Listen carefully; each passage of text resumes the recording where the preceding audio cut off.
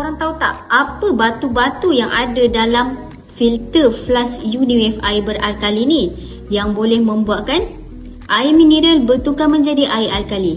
Mari kita tengok apa batu-batunya.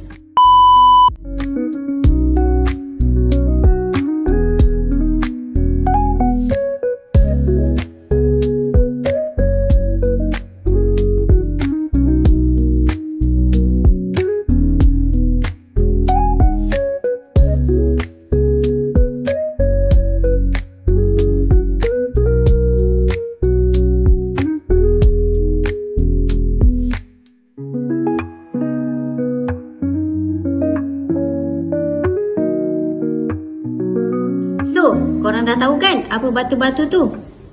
Lepas video ni saya akan sebutkan apa pula dia punya manfaat daripada batu-batu tu. So, kalau korang nak order flash Uniwave air beralkali ni, tekan link di bio kalau nak order.